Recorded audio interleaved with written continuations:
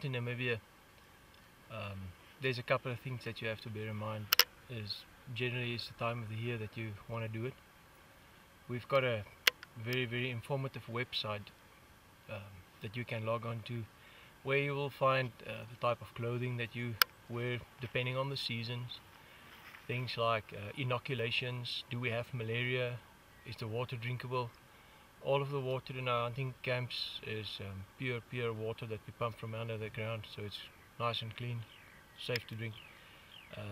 We try not to hunt in any malaria areas.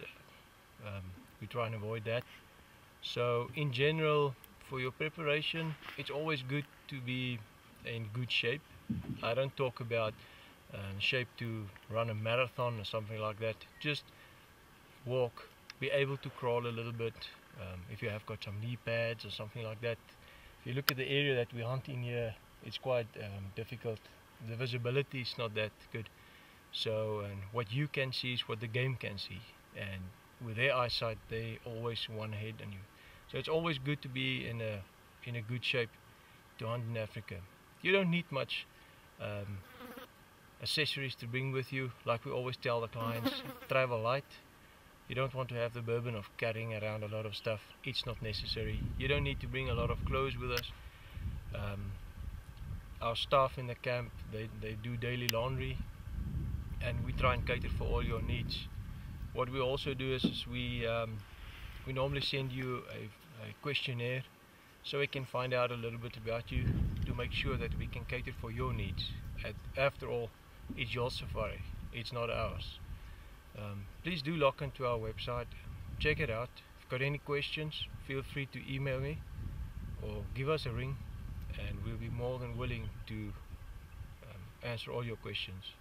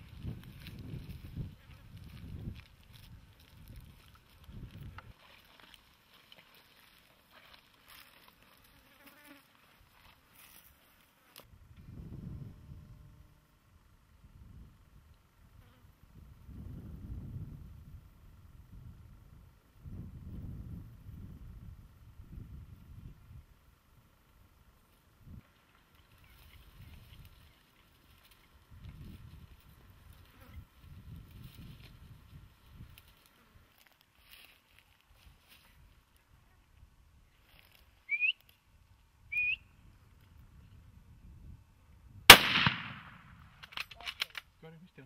He's down. You got it, he's down. It's okay. Sure thing. He's down. Down? He's down. You got it. Hold on.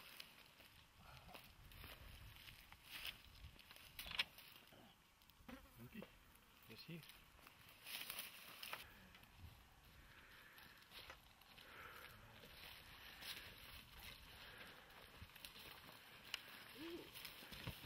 Next shot. Well done. Thank you, sir. Here's your shot. Nice work. Thank you. Yes.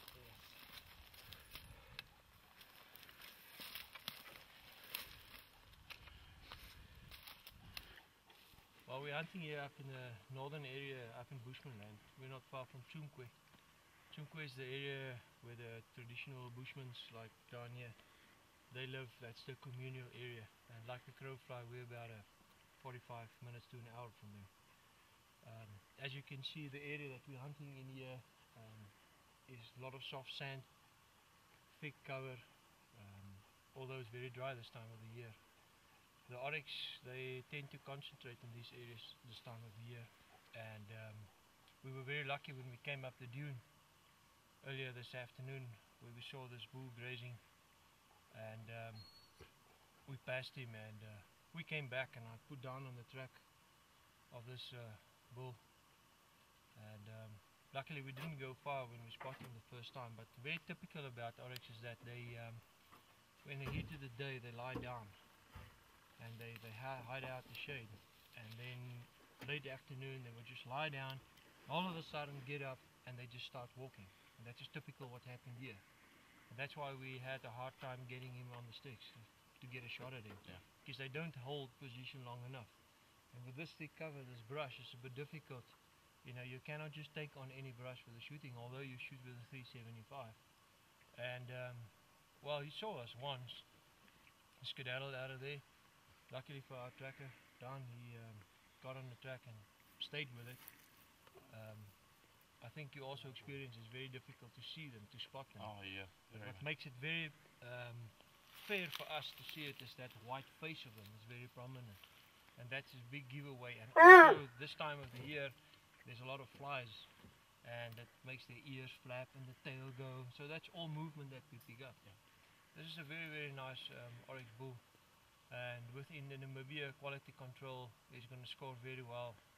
And I would dare to say that I think he's going to make a gold medal. It was a difficult shot that you had. I mean, he was walking and you had to shoot him in the walk. And that's always not so easy, because you've got this brush and you've got this little hole and you have to time him and shoot him in that hole. And I think you did exceptionally well on a great animal. Congratulations, man. I'm very happy for you. Thank you very much. Thanks for the hunt. The system, and with the air that they breathe in, it cools their blood, and so the blood going to their brain is cool. Now oryx can regulate his body temperature. He can raise it or he can lower it to suit the conditions. So if it's a very hot day, he lowers his body temperature. If it's cold, he raises it. Alright? Is that a conscious thing or just something it's an adaptation that they've got. It's one of the adaptations. Alright? Now this animal, you'll see partly whitish on the face. On the under parts also white. That's because we're in a semi-desert. What happens is the sun cooks, heats up the soil, and the heat reflecting from the bottom goes onto the white underparts and it reflects it away. Of course, so that's why they've got a lot of white, and the same on the head. Alright? They will rather turn their face into the sun than turn it away, because it takes a bit of the heat away. Alright? Or if there's a breeze going, they will rather face the breeze, so it helps to go in. Now, if you take this oryx bull, if he was to be a territorial bull, he would mark his territorium by defecating. Right? Now, right by their anus, they've got what they call an anal gland, which is each and every one of the pellets going out goes through this gland, and it sucks all the moisture from this pellets. Alrighty? So the reason for that is to maintain the maximum body fluids that he can. Alright? But now, if his droppings is completely dry, how the hell is he going to show his territory? Alright? There's going to be no smell. So what he does is he goes down and he squats very low like this. Very low. And they do it in a pyramid form.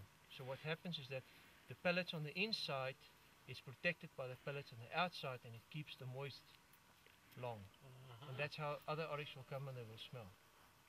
And that's how this guy will mark his territory. Biological name Oryx gazella. Oryx gazella. How old do you reckon this guy is? This guy, well, looking at his horns and the wear that he's got on the reaches here, when they're young, normally it's wider apart like this.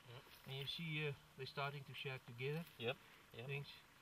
The life expectation of an oryx in a good habitat is about 20 years. And I would say this guy is about 13 to 14 years old. Very difficult to say. I mean, you have to look at the teeth and things like that. But what I, in general, can make up. If I look at his general condition, you see this oryx is in very good shape. It's in very good condition. You know, if he was older, you would start seeing a bit of hair loss, ribs cases started showing here. You see a bone showing. But this oryx is in a very good condition. I would say it's about 12, 13 years old. Over the thumb, by making adjustment. Very nice. Excellent. Species availability. We offer 42 species to be hunted in Namibia. We also offer big game hunting in our neighboring countries. but we specialize in our plains game, and the game that we've got to offer is all natural game. Nothing is imported. We hunt animals in the area where they occur naturally. For us it's about ethical hunting, and if you look at the species of animals that we've got in this area, this is a very, very good area to support a lot of game. We've got the number one that everybody wants to hunt in Africa is our kudu. We've got exceptionally good kudu. We shot a 64-inch kudu bull the other day with a client from California. We had a couple of 59 inches, 57 inches, but those are high numbers. We generally try to shoot 50 inches plus with our clients, which is a very, very good representative. We've got exceptionally good oryx.